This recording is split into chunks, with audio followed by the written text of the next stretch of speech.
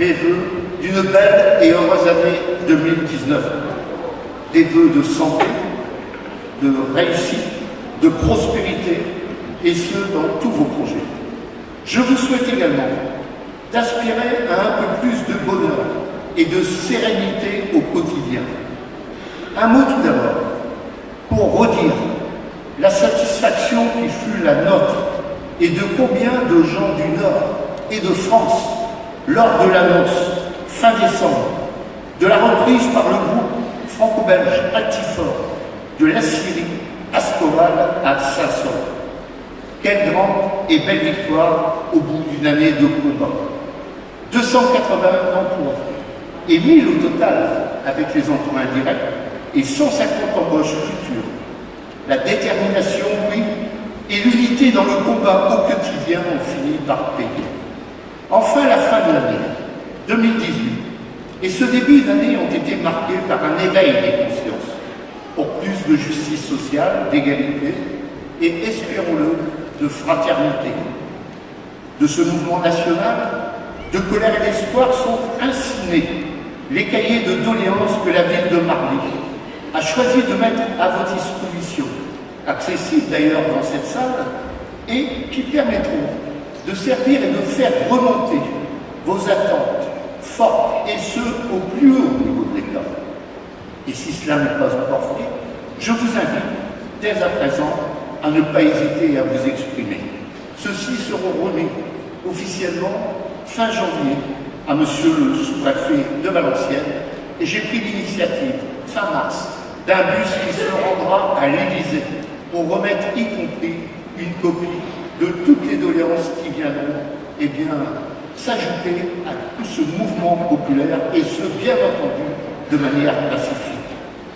Marly a été récompensée par l'octroi d'une deuxième fleur du label Ville et Village Fleuris, résultat d'un travail mené depuis 10 ans sur l'environnement et le cadre de vie, en collaboration avec l'ensemble des services municipaux, que je tiens d'ailleurs à remercier et féliciter très chaleureusement.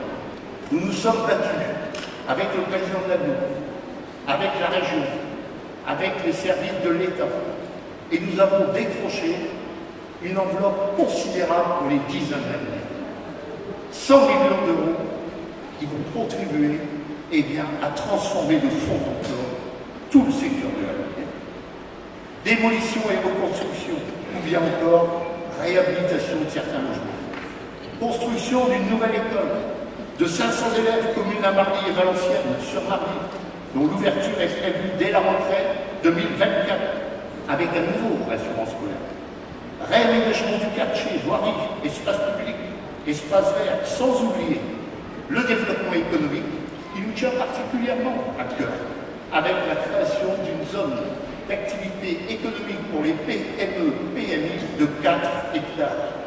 Alors, tous ensemble, luttons pour que nos enfants, notre jeunesse, nos familles, nos aînés aient accès à une vie meilleure. Agissons tous ensemble pour plus d'égalité, une meilleure répartition des richesses du travail, en faveur, y compris, de cet événement qui rassemble universel, le combat pour la paix.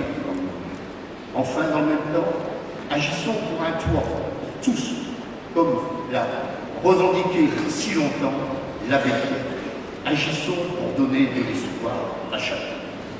Enfin, en conclusion, alors le président de la République s'apprête à initier le grand débat national, je lance le défi en tant que maire de Marly, qu'il vienne ici même dans le Nord, dans le Valenciennois, et pourquoi pas ici même à Marly, pour rencontrer celles et ceux qui, actuellement, en ont assez de leurs conditions de vie, de travail. Ils sont asphyxiés par les dures réalités du quotidien. Et nous pourrions, à cette occasion, inviter les représentants du monde du travail, de l'économie, les demandeurs d'emploi, les retraités, les représentants du monde syndical, les politiques, les acteurs de la recherche, de la justice, des services publics, hôpitaux, et je pense encore aux écoles, sans oublier les services des finances de l'État, les représentants des collectivités territoriales dans leur ensemble, les représentants des EPCI, les établissements publics de coopération intercommunale, les instances consulaires, tous les acteurs du privé, du public, et en amour, toutes les forces vives d'une région qui a beaucoup donné pour la France et, à travers l'histoire, qui mérite aujourd'hui d'être entendue. Oui, mon avis, c'est qu'il ne faudrait pas que ce débat qui va être initié se transforme dans un conclave. Moi, je suis pour qu'à un moment donné, on puisse donner la parole à tous avec la volonté et avec cette attention toute particulière, que les forces vives dans leur ensemble soient écoutées, mais surtout entendues. En ce sens, je renouvelle cette invitation que j'ai tenu à adresser à Monsieur le Président dans l'après-midi, dans le cadre, comme on dit, des civilités républicaines, pour que l'on puisse, pourquoi pas, dans cette salle, se retrouver et échanger à cœur ouvert, dans la dignité et le respect, et surtout, créer les conditions pour un bel avenir à notre jeunesse. En conclusion, j'en terminerai sur cette citation du journaliste et écrivain Norman Cousin, je cite: « L'espoir est la chose la plus importante de la vie. Il procure aux êtres humains le sentiment d'avoir un but et leur donne l'énergie d'aller de l'avant. » En conclusion, belle et heureuse année 2019.